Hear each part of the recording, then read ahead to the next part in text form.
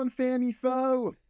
This is Josh and my boy Logan. What's happening, y'all? and we coming to you from the J.R.Heller over the Zoom, drinking liquid death, I got Zoa. drinking Zoa. So, what's today we talking about? Today is the importance and difference of home inspections and appraisals, what they are, why they're beneficial, why they are necessary and or not necessary, and just, kind of the overview of those two items.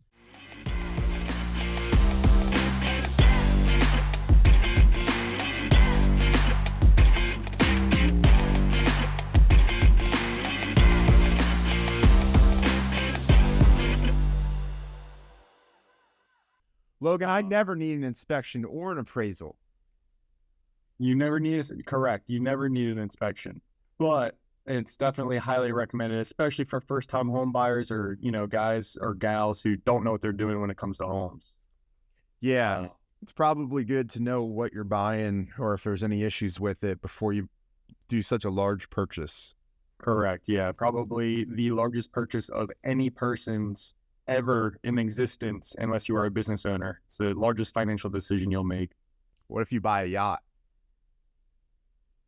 Well, if you're buying a yacht, I would assume you're a business owner. Good point. Not typical that the average W-2 employee, not that there's anything wrong with being a W-2 employee, but the only I can think of like doctors and lawyers, and that's about it. Yeah, they're still not buying yachts though. Doctors and lawyers, you got to be like pretty balling. I mean, it depends on the yacht, right? But Yeah. And it also depends on the financial strategy that they have in place. If they're buying other real estate assets and things along those lines, being some sort of entrepreneur or investor in that regard. so what is an inspection? Why should somebody get one? What is it? Well, I know my boy, shout out Mirkwood Inspections, Zach DeAugustine. He's a local guy here in Lancaster County. He services PA, Delaware, and Maryland, I believe. Covers a lot of ground, really very highly customer service friendly. And getting back to your question, what is a home inspection? It's basically an overview of the home from top to bottom, roof to mechanicals. Those are the big ones.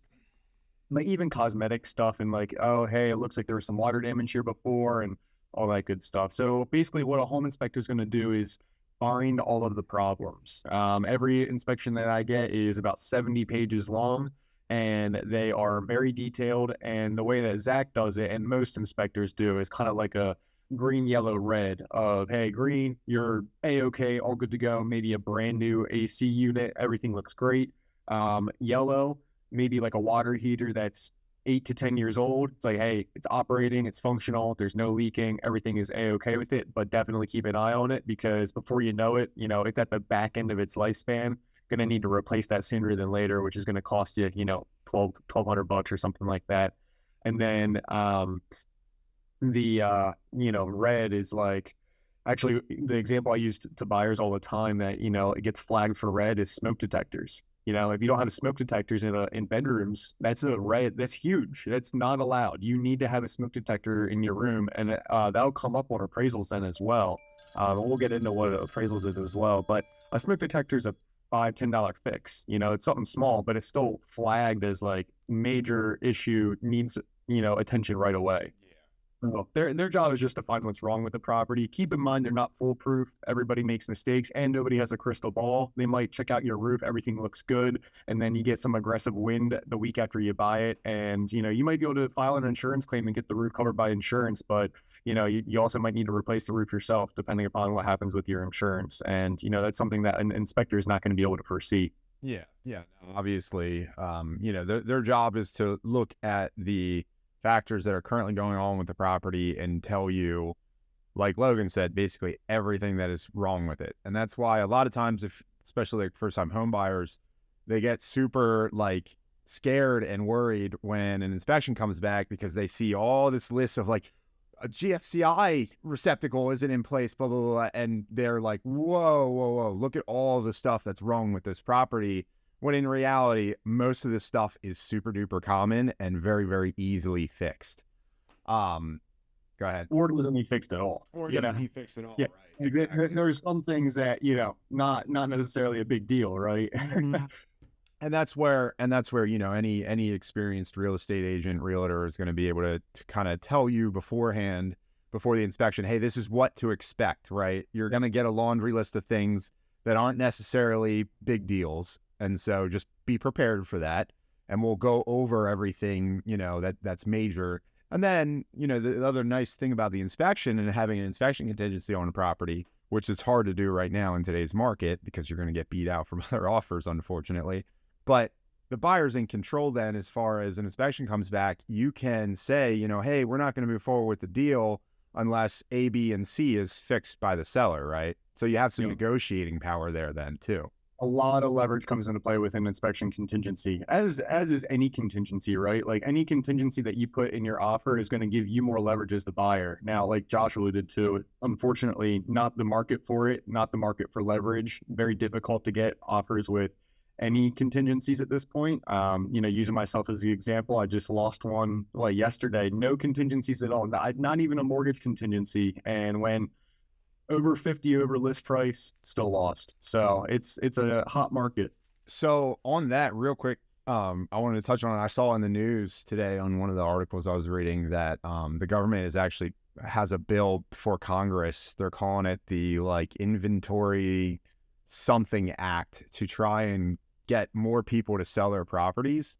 And from what I was reading, and I didn't deep dive into it, but there's a bill that's on Congress now to be voted on that gives incentives to sellers to sell their property in the form of tax reductions, I believe, Okay. on their equity. And then on the reverse of that, it makes it easier or makes it a non-taxable event for a charity to use USDA loans to purchase properties.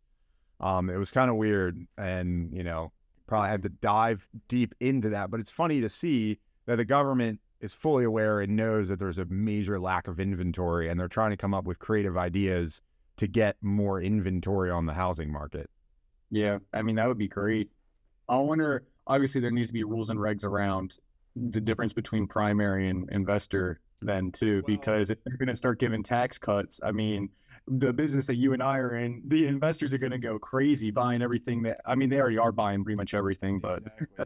Well, and that's what was interesting because on the bottom of the article it said something along the lines of allowing a charity to use a USDA loan to buy property, which is quite bizarre because obviously a charity is not going to be a primary. It's going to and be for yeah, quote unquote investment purposes, even though it's charity, so it's not for non-taxable. profit. Yeah, Yeah. so it's weird. I don't know, but it's cool to see them at least trying to come up with ideas to make housing inventory go up. So Definitely. yeah.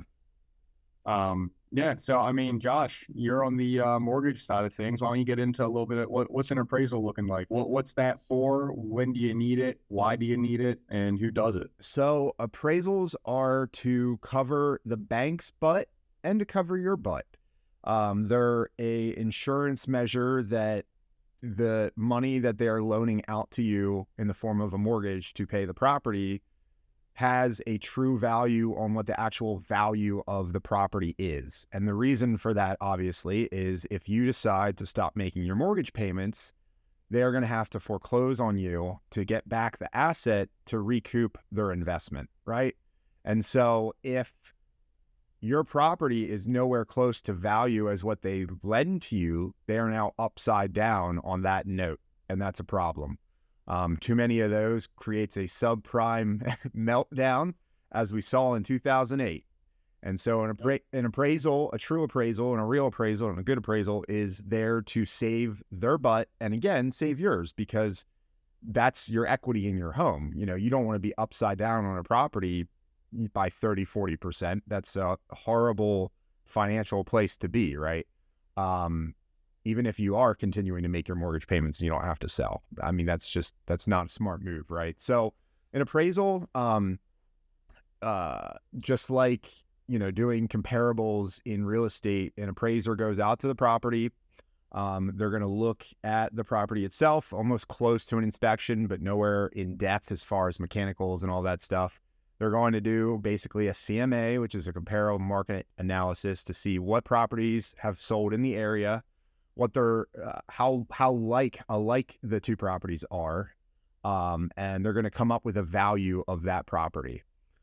So, typically within an agreement of sale, there's going to be an appraisal contingency if you're getting a mortgage on the property, because, obviously to get the loan, it needs to appraise at the value. And so, yeah, that's an appraisal. I have never heard of any lender that will lend without having an appraisal. Even hard money for investors typically requires an appraisal. You're more likely to get away without one, if it's maybe, a very, very small private lender that's in your neighborhood. But if you go to any hard money private lender, they're going to require an appraisal as well, right? And so, yeah, that's an appraisal. And even if you are not getting a mortgage and you are purchasing a property in cash, I highly, highly, highly recommend, even over an inspection, get an appraisal done, because you may think you're a seasoned investor or whatever. Even if the appraisal is not from even if the appraisal is not done from a certified appraiser, as an investor, when you're flipping properties, what are you doing? You're basically coming up with an appraisal yourself, right? You're looking at comparables. You're doing the same thing.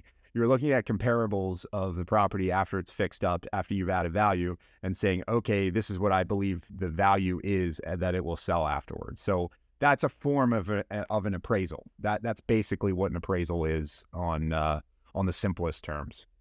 Yeah. Yeah. And so when you're buying a property, you and I work a lot with buyers. Who's responsible for the home inspection and the appraisal? That's them. Yeah. Yeah. What, 700 for real residential, right? 9 out of 10 times, yes. 9 out of 10 times the buyer is going to be responsible. Obviously, that is negotiable. But everything's negotiable. The way even the sales agreements are written, at least here in Pennsylvania, which it does vary state to state. As far I've seen a lot of weird things, especially with taxes, with transfer tax. In other states, the seller pays all of the transfer tax, or the buyer pays all the transfer tax. Whereas in Pennsylvania, typically it's split 1% to the seller, 1%, but it's different. And so it's negotiable, but typically, that's a service that the buyer is going to pay for, because obviously the buyer is the one who is ordering the inspection, and the buyer is the one who is ordering the appraisal through the lender. And so, yeah, typically you got to pay for it. Those are expenses that you pay up front. They're not coming out of your mortgage. When you close, typically you're not escrowing them. You're paying for them up front at the time of service. Correct. But yeah, that's typically how it goes. Buyer would pay for them. Yeah, and so residential is typically around the $700 mark. Yeah. $595 at some lenders, $695 at others. It's around that. Commercial goes a lot higher. Oh yeah, commercial's thousands. Yeah, I had one that was like $3,000 on a commercial asset. And then on home inspections vary in price also, depending on who you use and where they're traveling to, but usually between $300 to $500. Yeah. So I mean, not only do you already have your closing costs, but then you have another $1,000 on top, $1,300 on top, just to make sure the property's in sound condition and at the value that you're borrowing. Nowadays, in the market that we're in, people are going way over what the list price is, and then they're bringing cash to the closing to cover the difference. So they're going to be upside down $50,000 on their loan, and the bank's like, "Hey, I'm only going to give you $300,000." Well, I'll bring the extra 50 to settlement, which is why a lot of first-time home buyers and people who don't have a lot of equity and a lot of assets to be able to borrow against, I mean, they're just getting crushed out in the marketplace right now. Yeah, it's a tough landscape, and that's the issue a lot of times with inspections, and I think almost even appraisals more, is that a bad appraisal can kill a deal very, very quickly, especially if that borrower does not have the means to be able to come up with the difference if they need to, or if they're just unwilling to, because who don't want to. Well, who wants to pay more than what, a certified appraiser is coming out and saying the value is on the property? And that's the problem, is that the market is so crazy that appraisers have to almost try and keep up. And so even though they can't come up with a justified amount on the value, it could be worth more than what they come up with, but they have to look at it subjectively, right? And so all they're trying to do is come up with the best value at the end of the day so that the lender is protected. Yep. Yeah, 100%. But yeah, that's kind of the differences between an appraisal and an inspection. I would say get them on 99% of all deals, especially if it's your principal residence and you're buying it to live in it. Yeah, anything else you want to add, Logan? Yeah, I mean, there's a couple different types of inspections. The one that I push heavily is just the standard home inspection, but obviously you can check out and see if there's radon, termites. You can go as far as getting like a survey done, like to see what your property lines are. If it's a area around, water, you're probably going to need flood insurance. Typically, you don't need an inspection for that because the prior owner already had to carry flood insurance. So then, it's rolled right over. I mean, there's a variety of different types of inspections that you can get done on the property, but the one that we're talking about and really pushing and gearing buyers towards is going to be the standard home inspection, just because that's going to cover top to bottom everything that you need to know. That's that 70-page report. A termite inspection is going to be a one-pager. A survey, one-pager. It's very cut and dry. It's not going to be the 70-page real in-depth checking everything out. Yeah. Yep. Absolutely. So yeah, definitely. Obviously, make sure you cover your bases on that. Just standardized home inspection that covers majority of stuff. And then, yeah, there could be areas that a certain property calls for a different type of inspection, right? Yep. Yeah. And second to that, I just thought of another point. Look into and ask your professional about a home warranty if you're in the market to buy. I mean, home warranties are great, especially for first-time home buyers. They're cheap too. Yeah, they're very, very cheap. Yeah, I mean, you can spend $400-500 for the whole year and have all your major, bases covered. Your water heater, your HVAC, all that good stuff can be covered. You can even get ones that cover your like refrigerator and appliances. And obviously those are more expensive. The more stuff you add, the more expensive it gets. But I mean, if you want that peace of mind and, someone's going to cover you, then, check into those as well. Absolutely. Yep. Yeah. Good advice. Awesome. Well, I'm good, Josh. I'm glad you had me. Yeah, absolutely. Cool, guys. Well, appreciate you guys watching. And if you got value, please like, comment, and subscribe so you can be notified when we come out with more content. And if there's anything you would like us to cover, leave it in the comments down below. I appreciate everybody for watching. See you guys. See ya.